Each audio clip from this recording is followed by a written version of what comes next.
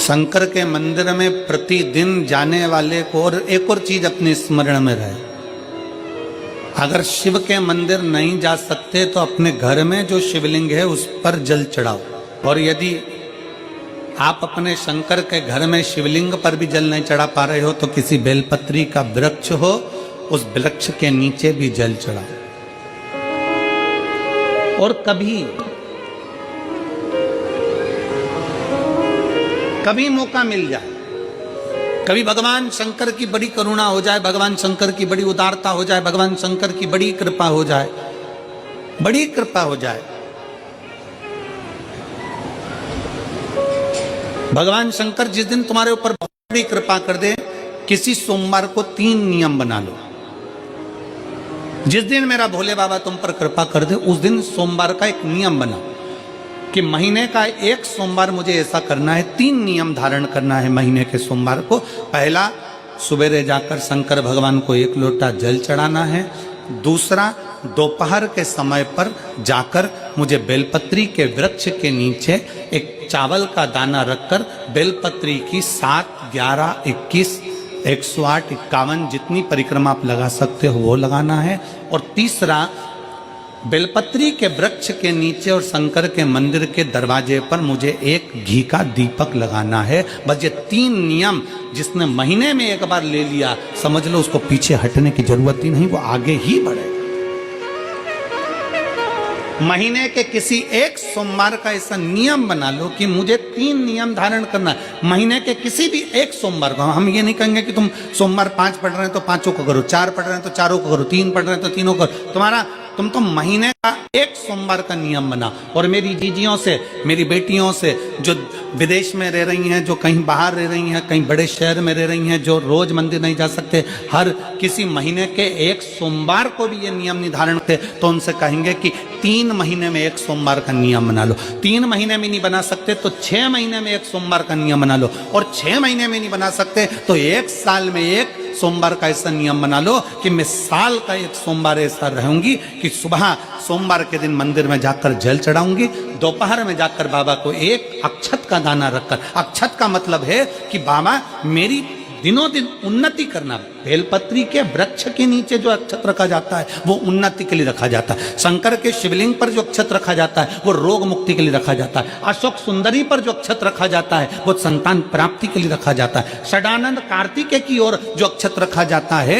वह हमारे बच्चों की सुख समृद्धि के लिए रखा जाता है। विनायक की ओर, गणेश जी की ओर जो अक्षत रखा जाता है वह हमारे घर में कोई मंगल कार्य आ जाए उसके लिए रखा जाता है। और जो पीठिका होती है जिसपे शिवलिंग रखा होता है, पार्वती जी का हस्तकमल, उस पर अक्षत रखा जाता है तो नारी के अखंड सौभाग्य के लिए रखा जाता है। अक्षत रखने का भी तरीका है। एक चावल का दाना कहाँ रखा जाता है, क्यों रखा जाता है, कैसे रखा। अब कई लोग कहते हैं गुरुजी ये शिव महापुराण में आप ये नियम बताते हो, तरीका बताते हो। हम तो उनसे कहेंगे डॉक्टर के पास जाओगे तो डॉक्टर भी गोली लिखकर ये नहीं कह देगा कि ये सारी गोली एक साथ खा जा। डॉक्टर भी कहेगा ये गोली सुबह खाना है, ये गोली शाम को खाना है, ये गोली दोपहर में खाना, ये गोली भूखे रहकर खाना। बोलो सही है कि गलत है? ये रात्रि को खाना खाने के बाद खा लेना, ये खाना खाने के पहले, ये नाश्ते के पहले। और सुनो, ये दवाई, ये वाली पीछे वाली जो दवाई लो ना इसको दूध से लेना, ये वाली जो दवाई लो ना इसको पानी से लेना। और सुनो, ये डब्बी है इसको पानी में मिलाकर फिर पीना। दवाई लेने का भी तरीका है, उसी तरह शिव महापुराण में एक एक अक्षत का भी तरीका है और एक एक बेलपत्री का भी तरीका है। अब मान लो कई लोग कहते हैं गुरुजी आप ये तरीका बताते हो शिव पुराण के माध्यम से, कई लोगों के मन में संशय जागता है, तो अगर हम एक साथ चावल चढ़ा दे तो उसका क्या तरीका है? तो हमारा निवेदन है डॉक्टर जो दवाई ले एक ही बार में निपटा जाए, एक ही बार में खा ले। दवाई एक बार में पूरी खा गए असर नहीं करेगी, इसमें डॉक्टर का कोई दोष नहीं है। उसने तो बताया था ऐसे लेना, ऐसे लेना। और तुमने, मैं डॉक्टर साहब ने पूछा दवाई पूरी ली, शाम की दवाई भूल गई थी, सवेरे की दवाई भूल गई थी, ये दवाई भूल गई थी। डॉक्टर कहेगा हमने तो नियम बताया था, तुमने नहीं खाई तो असर कहाँ से करेगी? तुम असर कब करती है? जब हम पूजन के तरीके को जान जाएं, जब हम अर्चना के तरीके को जाएं। आप साल भर का एक सोमवार निकाल लो, 6 महीने का एक सोमवार निकाल लो, 3 महीने का एक सोमवार निकाल लो, महीने का एक सोमवार निकाल लो, अपने से दिल में बन जाए तो एक सोमवार ऐसा निकालो जिसके 3 नियम धारण हो। पहला, उसी सोमवार जिसको कर रहे हो उस दिन सुबह जल चढ़ाना। दूसरे, दोपहर के समय पर जाकर बेलपत्री के वृक्ष के नीचे एक चावल का दाना रखना और परिक्रमा बेलपत्र की जितनी तुमसे बन जाए, जितनी तुम्हारे शरीर की कैपेसिटी हो, जितना तुम्हारा शरीर चलते बन जाए। हम तो ये भी नहीं कहते कि तुम भूखे रहकर भगवान का भजन करो, हम कभी नहीं कहते। हम तो यहां तक कहते हैं, हमारे पुष्टि मार्ग में यहां तक कहा गया कि वल्लभ कुल की एकादशी करो, भले बकरी जैसे चरो पर एकादशी करो। हम तो यहां तक कहते हैं कि बहुत समय से कल मेरी एकादशी है, एकादशी है, एकादशी है, एकादशी है, पूरे घर को हिलाकर रख दिया, एकादशी है, एकादशी, एकादशी है। बहू टेंशन में, बेटा डिप्रेशन में, पति पपीता ला ला के, सेव फल ला ला के, मूंगफली का दाना ला ला के, काजू कतली ला ला के, सेव फल ला ला के, और सारा सामान, साबूदाना और खिचड़ी और ना चिप्स ना जाने क्या क्या ला ला के, बेचारा पति एकादशी आती है वो नौमी से चिंता में पड़ जाता है।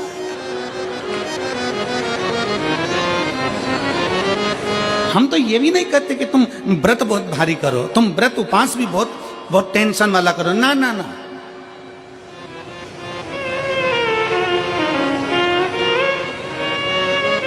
अपने को व्रत उपास भी इतना बहुत भूखे रह रहे हो, बहुत प्यासे रह रहे हो, और मालूम पड़े कि भगवान हमें मिलेगा, भगवान हमें मिलेगा। भगवान कहता है कि देख भाई, मैं भी भूखा नहीं रहता, तू भी भूखा मत रहे, मैं भी चकाचक रहता हूँ, तू भी चकाचक रहे, मैं भी अपने। और भगवान शंकर तो ये भी कहते हैं कि अपना परिवार भी मत छोड़ो। मेरे पास में पार्वती भी, एक ही देवता है जो विद फैमिली मंदिर में बैठता है। शंकर जी हैं तो पार्वती जी है, तो गणेश जी हैं, तो कार्तिकेय जी हैं, तो नंदी है, सब मंदिर के अंदर चाहिए। शंकर भगवान अपने पूरे परिवार के साथ। शंकर जी तो ये कहते हैं अकेले तुम क्यों रहते हो। शिव जी की एक बात अपने ध्यान में रखना, कितनी सुंदर बात है शंकर भगवान की, बहुत ध्यान में रखिएगा। आप जौहरी नहीं हो, हीरे को नहीं परख सकते। हम भी जौहरी नहीं है, हम हीरा को नहीं समझ सकते। पर भगवान शंकर ने पृथ्वी पर जिसको जन्म दिया उसको जौहरी बनाकर पैदा किया है, उसको जौहरी बनाकर भेजा है कि आप भले हीरा को न समझो चलेगा, पर अपने नजदीक में कोई दुखी है तो उसकी पीड़ा को जरूर समझना। भगवान शंकर कहते हैं उसकी पीड़ा का स्मरण होता है।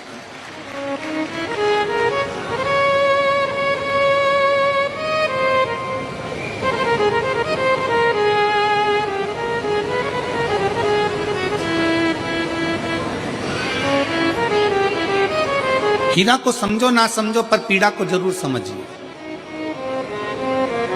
किसी के दर्द को जरूर समझिए, किसी के दुख को जरूर समझिए, किसी की तकलीफों को जरूर समझिए। हम भी तो अपनी जिंदगी में एक नियम बना सकते हैं कि मैं श्री शिवाय नमस्तुभ्यम का जाप करूंगी।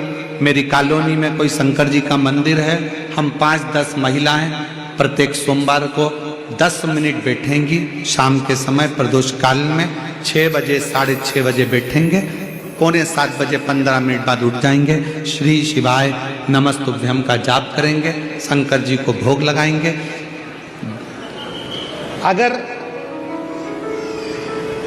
एक हफ्ते में 5 सोमवार पड़ते हैं तो 5 महिलाएं अपना नियम बना ले कि आज का प्रसाद थोड़ा सा, कुछ भी शक्कर, खड़ी शक्कर, कुछ भी मैं लेके आऊंगी, माँ भोग लगाएंगे। अपन 5 मिलकर श्री शिवाय नमस्तुभ्यम जपेंगे, प्रसाद बांट देंगे, अपने घर चले जाएंगे। ज्यादा ढोंग प्रपंच नहीं, दिखावा नहीं, कोई एक नियम। हमारे नजदीक में शंकर जी का मंदिर है, हफ्ते में एक बार नियम बनाएंगे, उस मंदिर में सफाई करेंगे। हफ्ते में एक बार नियम बनाएंगे, अपने नजदीक के शंकर के मंदिर को साफ करेंगे, क्लीन करेंगे। एक नियम अपने अंदर बनाओ शिव के प्रति।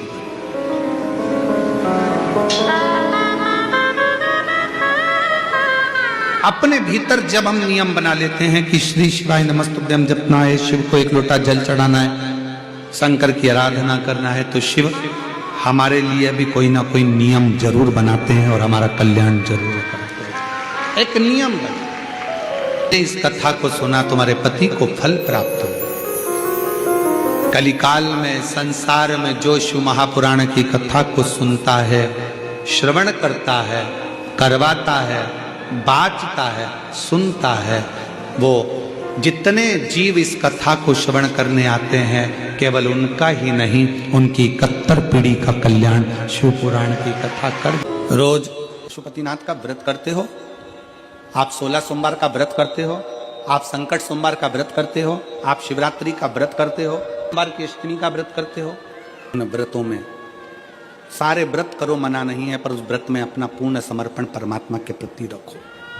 केवल खाना छोड़ा है, अन्न छोड़ा है, भोजन छोड़ा है, और दिन में सुबह से लेकर शाम तक 2-3 बार तुमने कुछ ना कुछ पाया है, वो व्रत हो सकता है आपकी दृष्टि में, पर हमारी दृष्टि में व्रत कौन सा है?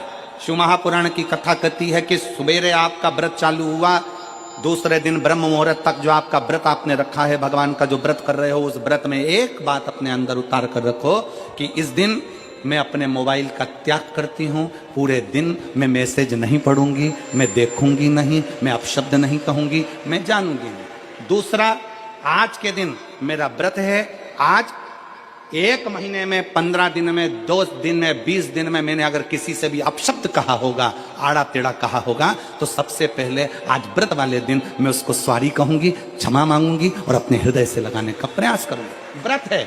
व्रत का तीसरा अंश, आज मेरा व्रत है, मैं आज के दिन किसी को भी अपशब्द नहीं बोलूंगी, किसी के लिए आड़ा टेढ़ा नहीं बोलूंगा, आज जितना बन सकेगा मैं सात्विक जीवन जीऊंगा। चौथा, आज मेरा व्रत है, आज के दिन मैं झूठ नहीं बोलूंगी, ना झूठ बोलूंगा सुबह से लेकर शाम तक। और 5वां, आज व्रत वाला दिन है, जितना फलार मैं करूंगी उसका पैसा जोड़ूंगी कि 15 रुपए का मैंने साबुदाना खाया, 10 रुपए का बटाटा खाया, ये खाया, वो खाया, सारा हिसाब लगाकर 55, 60, 70 रुपए जितने होते हैं, उसमें से एक अंश निकालकर मैं उसका एक भाग किसी गौशाला में जाकर गाय को चारा जरूर दूंगी।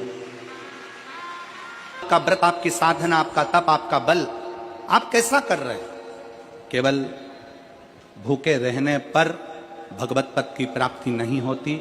शिव महापुराण की कथा कहती है कि भूखे रहने से भगवान की प्राप्ति नहीं होती। शिव पुराण की कथा कहती है भगवान को पाने की भूख बढ़ाने से भगवान की प्राप्ति होती है। भीतर से परमात्मा को पाने की भूख बढ़ाइए, भगवान को पाने की भूख बढ़ाओ भीतर से।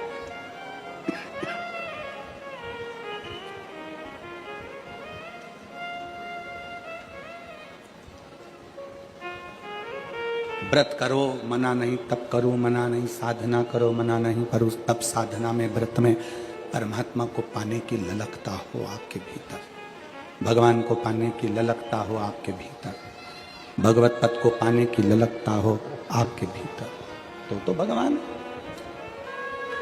महापुराण की कथा एक बड़ी सुंदर बात कहती है, व्रत आप करते हो, उपास आप करते हो, नियम आप लेते हो, पूरा किसको करना पड़ता है? तुम्हें नहीं। व्रत आप करते हो, उपास आप करते हो, नियम आप लेते हो, और पूरा देवाधिदेव करते हैं, भगवान शंकर करते हैं। बस इतना जरूर याद रखें कि जैसे कुछ प्राप्त हो भी गया तो शिव को धन्यवाद देकर शंकर के दरवाजे पर जाते रहना, यह हमारा कर्तव्य है।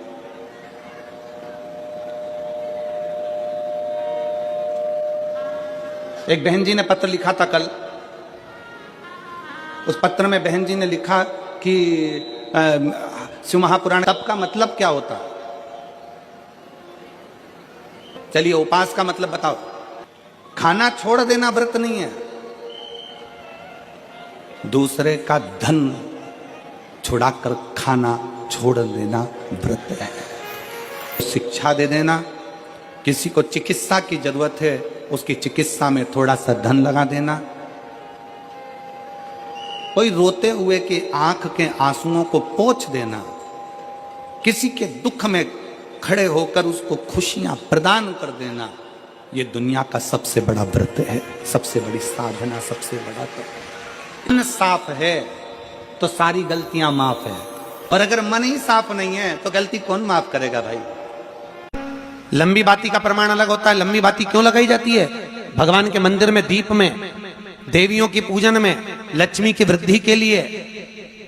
कौन से देवता क्या लंबी बत्ती लगती है और कौन से देवता क्या गोल बत्ती लगती है, उसका भी प्रमाण वर्णन। किसी देवी की पूजन करो तो लंबी बत्ती आती है, कुल देवता की पूजन करो तो लंबी बत्ती आती है। किसी मंदिर में किसी देवता को लगाने जाओ तो गोल बत्ती लगती है, उसका भी प्रमाण है। लंबी बत्ती जहां लगाई है, अगर लक्ष्मी के सामने लगाई है तो लक्ष्मी की लंबाई बढ़ती है, लक्ष्मी की वृद्धि बढ़ती है। अगर कुल देवता के नाम की लगाई है तो वंश की वृद्धि होती है। इसलिए हमारे यहाँ अमावस्या पूनम को जो पाटे वाटे भराते हैं उसमें गोल बत्ती नहीं लंबी लगाई जाती है, जिससे हमारा वंश बढ़े। नवरात्रि में देवी जी की जो बाती लगाई जाती है वो लंबी लगाई जाती है, गोल नहीं। क्यों? क्योंकि जिससे माँ हम पर कृपा बना कर रखे, हमारा वंश खूब बढ़े, हमारे यहाँ लक्ष्मी की वृद्धि हो। स्थिर बाती, गोल बाती लगाई जाती है ब्रह्मा के मंदिर में, इंद्र के मंदिर में, देवता के मंदिर में। तुलसी के सम्मुख में लंबी बाती नहीं लगती, तुलसी के सम्मुख में गोल बाती लगाई जाती है महाराज, जिससे स्थिरता का भाव केंद्रित हो। स्थिरता का भाव।